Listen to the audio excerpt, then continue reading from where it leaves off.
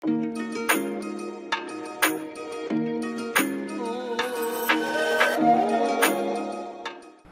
আলাইকুম প্রিয় শিক্ষার্থীরা, কোর্স টিকায় আজকে আমি আলোচনা করব তোমাদের ইংরেজি বইয়ের 6.3.3 এই অ্যাক্টিভিটি নিয়ে। এখানে বলা হয়েছে read the note from the box below and discuss the questions that follow. নিচে এখানে একটি নোট দেওয়া রয়েছে ফর্মাল রাইটিংয়ের উপরে, তোমাদেরকে নোটটি পড়তে বলা হয়েছে এবং তারপরে কিছু প্রশ্ন দেওয়া রয়েছে, সেই প্রশ্নগুলোর উত্তর কী হতে পারে সেটি আলোচনা করতে বলা হয়েছে। দেখো, প্রথমে যে নোটটি আমরা দেখছি এখানে, এই নোটটি হচ্ছে মূলত ফর্মাল রাইটিংয়ের উপরে। একটি ফর্মাল রাইটিং কি, কেমন হয়ে থাকে, এটি ব্যবহারের উদ্দেশ্য কি, কোন কোন কাজে মানুষ ফর্মাল রাইটিং ব্যবহার করে থাকে, সেই বিষয় মূলত এখানে একটি নোট দেওয়া রয়েছে। তোমরা অবশ্যই খুব ভালোভাবে এটি পড়ে নেবে, এটি খুবই সহজভাবে লেখা রয়েছে।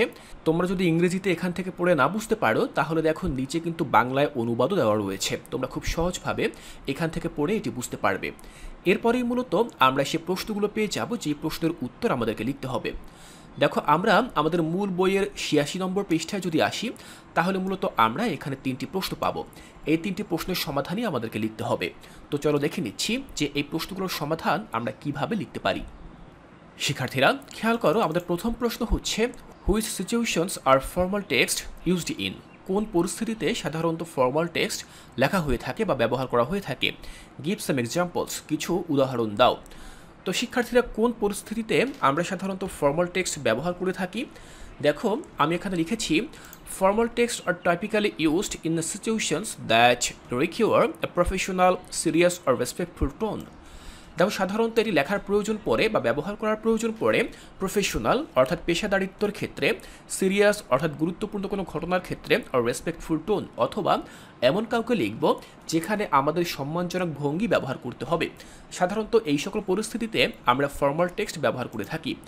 Here are some examples of situations where formal texts are commonly used. নিচে আমি কিছু উদাহরণ দিয়েছি যাতে করে তোমরা বুঝতে পারো যে সাধারণত কোন কোন পরিস্থিতিতে আমরা ফর্মাল টেক্সট ব্যবহার করে থাকি। যেমন একাডেমিক রাইটিং অর্থাৎ প্রাতিষ্ঠানিক যে সকল লেখাগুলো রয়েছে সেখানে আমরা ফর্মাল টেক্সট ব্যবহার করে থাকি।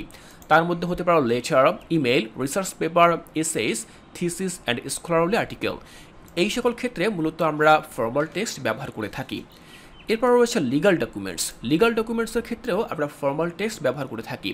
যেমন কন্ট্রাক্টস অর্থাৎ কোনো ব্যক্তি বা প্রতিষ্ঠানের সাথে যদি চুক্তি করা হয় সেই চুক্তিপত্র কিন্তু ফর্মাল টেক্সটে লেখা হয়। এরপর রয়েছে এগ্রিমেন্ট, এগ্রিমেন্টের ক্ষেত্রেও কিন্তু সেটি হয়। এরপর রয়েছে কোর্ট ডকুমেন্টস অর্থাৎ আদালতের যে সকল কাগজপত্র হয় সেই সকল কাগজপত্র কিন্তু ফর্মাল টেক্সটে লেখা হয়। অ্যান্ড অফিসিয়াল লিগাল করেসপন্ডেন্সেস অর্থাৎ দাপ্তরিক যে সকল কাগজপত্রগুলো রয়েছে সেখানেও আমরা ফর্মাল টেক্সট ব্যবহার করে থাকি। এরপর হচ্ছে অফিসিয়াল কমিউনিকেশন অর্থাৎ দাপ্তরিক যোগাযোগের ক্ষেত্রে government announcement, official statements and public notice, এই সকল বিষয়ে আমরা সাধারণত ফর্মাল টেক্সট ব্যবহার করে থাকি। এরপর রয়েছে জব অ্যাপ্লিকেশনস অ্যান্ড রেজিউমেস। আমরা সাধারণত জব অ্যাপ্লিকেশনে ফর্মাল টেক্সট ব্যবহার করি, যেমন কভার লেটার, রেজিউমেস আর সিভি অ্যান্ড জব অ্যাপ্লিকেশন। এই সকল ক্ষেত্রে ফর্মাল টেক্সট ব্যবহার করা হয়ে থাকে। এরপর রয়েছে অফিসিয়াল ইনভাইটেশন অর্থাৎ দাপ্তরিক যে সকল নিমন্ত্রণপত্রগুলো রয়েছে সেখানেও আমরা ফর্মাল টেক্সট ব্যবহার করি, যেমন invitations to formal events, ceremonies and official function. এরপরে দেখো আমরা দেখতে পাই নিউজ আর্টিকেল অর্থাৎ সংবাদ প্রতিবেদন। তো সেক্ষেত্রে দেখো লেখা রয়েছে articles in reputable newspapers and magazines often maintain a formal style অর্থাৎ বিভিন্ন সুনামধন্য যে সকল পত্রিকাগুলো রয়েছে বা সাময়িকীগুলো রয়েছে সেগুলো প্রায়ই এই ফর্মাল টেক্সটই ব্যবহার করে থাকে। তাহলে শিক্ষার্থীরা, আমরা দেখে নিলাম কোন সকল পরিস্থিতিতে আমরা ফর্মাল টেক্সট ব্যবহার করতে পারি এবং তার মধ্যে কিছু উদাহরণও আমরা এখান থেকে দেখে নিয়েছি। আমি আশা করছি এখান থেকে তোমাদের বুঝতে আর কোনো অসুবিধা নেই। এর পরবর্তীতে আমরা 2 নম্বর প্রশ্নের উত্তরটি দেব। 2-এ জানতে চাওয়া হয়েছে which style, formal or informal, do we use with family members and friends. বলা হয়েছে যখন আমরা ফ্যামিলি মেম্বার এবং ফ্রেন্ডদের সাথে কথা বলি বা লেখালেখির প্রয়োজন বোধ করি তখন আমরা কোন স্টাইল ব্যবহার করব। আমরা কি ফর্মাল টেক্সট ব্যবহার করব নাকি ইনফর্মাল টেক্সট ব্যবহার করব? তাহলে দেখো অ্যান্সার আমরা লিখতে পারি we usually use an informal style when communicating with family members and friends. সাধারণত আমরা ইনফর্মাল স্টাইলই ব্যবহার করি যখন আমরা ফ্যামিলি এবং আমাদের বন্ধুদের সাথে কমিউনিকেট করি বা যোগাযোগ করি। 3 নম্বরে বলা হয়েছে right 5 sentences in a formal and 5 in informal style. আমাদেরকে এখন বলা হয়েছে 5টি বাক্য লিখতে যেটি হবে ফর্মাল স্টাইলে এবং 5টি বাক্য হবে যেটি ইনফর্মাল স্টাইলে লিখতে হবে। অর্থাৎ আমরা মোট 10টি বাক্য লিখব, যার মধ্যে 5টি লিখব ফর্মাল টেক্সটে এবং বাকি 5টি লিখব ইনফর্মাল টেক্সটে। তাহলে চলো প্রথমেই আমরা দেখে নিচ্ছি যে ফর্মাল স্টাইলে আমরা কোন বাক্যগুলো লিখতে পারি। যখন আমি লিখেছি I am writing to express my interest in এনরোলিং in this school for the coming academic year, আমি এই স্কুলে আগামী বছর ভর্তি হওয়ার জন্য আগ্রহের সাথে লিখছি। তো এটি হচ্ছে কিন্তু একটি ফর্মাল টেক্সট। এরপর রয়েছে please be advice that the deadline for submission has been extended two next Friday. এখানে বলা হয়েছে যে এটা অ্যাডভাইস করা গেল বা এটা উপদেশ দেওয়া গেল যে এই কাজটি সাবমিট করার ডেট আগামী শুক্রবার পর্যন্ত বৃদ্ধি করা হয়েছে বা বাড়ানো হয়েছে। তাহলে বোঝা যাচ্ছে যে এটি কিন্তু একটি অফিসিয়াল কথাবার্তা।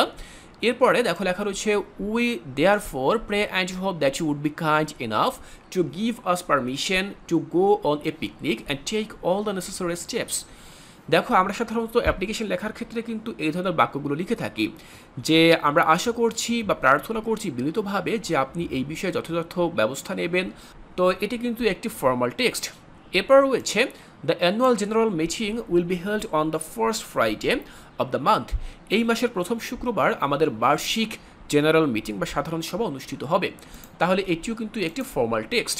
এরপরে আমরা আরও একটি ফর্মাল টেক্সট দেব যেখানে লেখা রয়েছে all the students of class 8 are here by inform that our school is arranging a picnic on July 16, 2023। এখানে বলা হয়েছে যে সকল শিক্ষার্থীদেরকে অর্থাৎ ক্লাস 8-এর সকল শিক্ষার্থীদেরকে অবগত করা যাচ্ছে যে আগামী 16 জুলাই 2023 সালে আমাদের স্কুলে একটি পিকনিক আয়োজন করা হবে। তো এখানে আমরা যে 5টি বাক্য দেখলাম এই প্রতিটি বাক্যই কিন্তু ফর্মাল স্টাইলে লেখা হয়েছে। এবার আমরা আরও 5টি বাক্য দেখব যে বাক্যগুলো মূলত ইনফর্মাল স্টাইলে লেখা রয়েছে। যেমন দেখো প্রথমেই লেখা রয়েছে হেই হাউ ইটস গোয়িং, বলা হয়েছে হেই কেমন যাচ্ছে দিনকাল, এরকম কিন্তু বোঝানো হয়েছে। এরপরে পরবর্তী বাক্য হচ্ছে হে ওয়ানা গ্রেভ সাম পিজা, তুমি কি কিছু পিজা খেতে চাও বা পিজা নিতে চাও। তাহলে দেখো এখানে কিন্তু যেই সকল বাক্যগুলো লেখা রয়েছে সেই সকল বাক্যগুলো কিন্তু হুবহু অনুবাদ করা যাচ্ছে না, কারণ এগুলো মূলত ইনফর্মাল স্টাইলে লেখা রয়েছে যেগুলো সাধারণত আমরা আমাদের ফ্যামিলি মেম্বার্স এবং আমাদের ফ্রেন্ডদের সাথে বলে থাকি। এরপর লেখা রয়েছে can't believe it is bin so long since we last hang out. দেখো এখানে হ্যাং আউট কথাটা ব্যবহার করা হয়েছে। হ্যাং আউট কিন্তু সম্পূর্ণ আনঅফিসিয়াল একটি ফ্রেজ এবং এটি আমরা ইনফর্মাল টেক্সটে ব্যবহার করতে পারি। এরপর রয়েছে had a rough day at work needs some cheering up. এখানেও কিন্তু আমরা একটি বাক্য দেখতে পাচ্ছি যেখানে লেখা রয়েছে যে সম্পূর্ণ ব্যস্ততম একটি দিন গেছে, কিছুটা স্বস্তি প্রয়োজন। তো এক্ষেত্রে চিয়ারিং আপ যে কথাটি এটি কিন্তু একটি আনঅফিসিয়াল কথা যেটি সাধারণত ইনফর্মাল টেক্সটই ব্যবহার করা হয়ে থাকে। এরপর রয়েছে hey Meena let's make a road trip, চলো একটি সড়ক ভ্রমণ করি। তো এখানে মূলত এই যে হেই ব্যবহার করা হয়েছে, লেটস শব্দগুলো ব্যবহার করা হয়েছে, এগুলোই মূলত ইনফর্মাল টেক্সটে ব্যবহার করা হয়ে থাকে। তাহলে শিক্ষার্থীরা আমরা এই 3 নম্বর প্রশ্নে 10টি বাক্য দেখলাম, যার মধ্যে প্রথম 5টি বাক্য ছিল ফর্মালে এবং বাকি 5টি বাক্য হচ্ছে ইনফর্মাল টোনে লেখা রয়েছে। আমি আশা করছি এগুলো তোমরা খুব সুন্দরভাবে বুঝতে পেরেছ। শিক্ষার্থীরা আমি আশা করছি এখান থেকে আর কোনো অসুবিধা নেই। এর পরবর্তী ক্লাসে আমরা চলে যাব আমাদের মূল বই থেকে পরবর্তী অ্যাক্টিভিটি 6.3.4-এ। সেই অ্যাক্টিভিটিতে আমরা একটি ছক দেখতে পাবো, এই ছকটির সমাধান তোমরা কিভাবে করবে তা আমি তোমাদেরকে বুঝিয়ে দেব।